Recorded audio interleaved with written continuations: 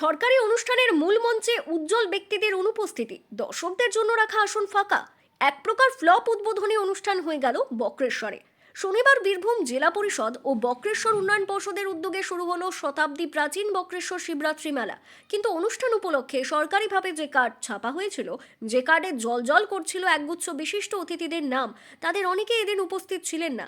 আর এমন ঘটনাকে কেন্দ্র করে খোদ আক্ষেপ প্রকাশ করতে দেখা গেল সরকারি আইনজীবী তথা বক্রেশ্বর উন্নয়ন পর্ষদের সদস্য মলয় মুখার্জিকে। তো আজকে দেখে ভারাক্রান্ত লাগছে এবং মনে হচ্ছে এই কারণের জন্যই বোধহয় বক্রেশ্বর অবহেলিত। তারাপীঠ ডেভেলপমেন্ট অথরিটি আছে, অথৈচ্ছাবড়ি ডেভেলপমেন্ট অথরিটি আছে, সেখানে তো উন্নয়ন তরতর করে এগিয়ে যাচ্ছে। অথচ বক্রেশ্বর ডেভেলপমেন্ট অথরিটি আছে। দুর্ভাগ্যের ব্যাপার, কার্ডে যাদের নাম জল করে দেখলাম, চেয়ারম্যান থেকে আহ্বায়ক থেকে অতিথিবৃন্দ থেকে শুরু করে, তারা কেউ আসার সময় পেলেন না। অথচ আমি নিশ্চিত তাদের সময় মতোই তো এই কার্ড ছাপানো হয়েছিল। তারা রইলেন যারা বক্রেশ্বর ডেভেলপমেন্ট অথরিটির সদস্য,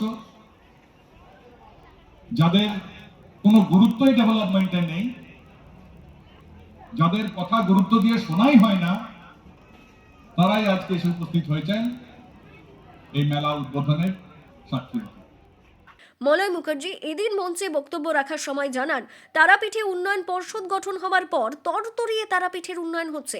লাভপুরে একসময় ছোট্ট করে মেলা হতো, কিন্তু এখন শয়ে শয়ে দোকান, দিনের পর দিন ধরে অনুষ্ঠান হচ্ছে, হাজার হাজার মানুষের আগমন হচ্ছে। তাহলে কেন বক্রেশ্বরের উন্নয়ন হচ্ছে না?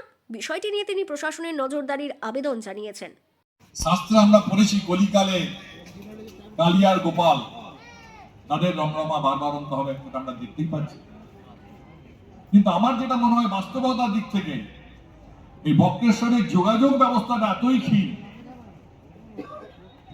কেন জানি না।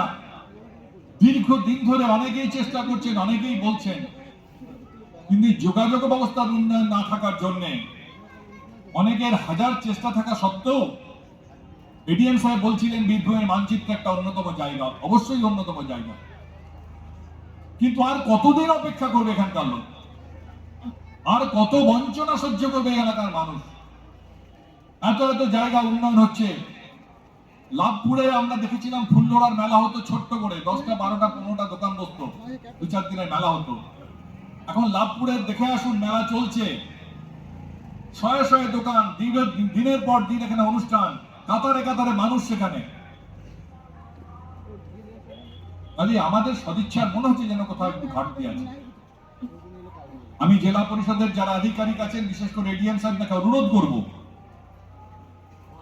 যে আপনি এটাকে একটা হাইলাইটস এর মধ্যে নিয়ে এসে অন্যান্য অনেক কাজের মধ্যেও যাতে বক্রেশ্বর আরো উন্নয়ন হয়, যে টাকাগুলো অ্যালটমেন্ট হচ্ছে সেই খরচাগুলো যদি সুষ্ঠুভাবে হয়, পুকুর পরিষ্কার হচ্ছে, পুকুরের ডেভেলপমেন্ট হচ্ছে, বিউটিফিকেশন অফ পন্ড।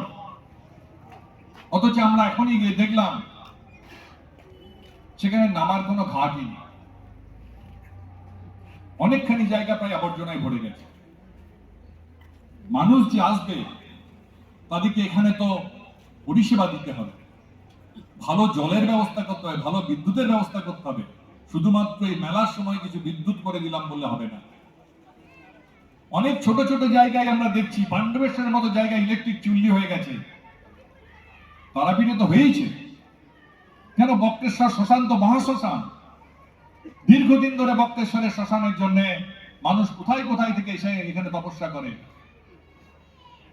বহু দূর দূরান্ত থেকে মরা এসে এখানে সৎকার করা হয়, যেটা শৈব স্থানে সৎকার হবে, এটা পীঠস্থানে সৎকার হবে। তাহলে এখানেই বা কেন একটা ইলেকট্রিক চুল্লি হবে না? আগে শুনতাম যে এখানে ইলেকট্রিক চুল্লি হলে তার ভাইবিলিটি নেই। আরে সরকার তো অনেক অনেক জিনিস চালাচ্ছে যেখানে ভাইবিলিটি নেই, সেই রকমই একটা না হলে এখানে হোক।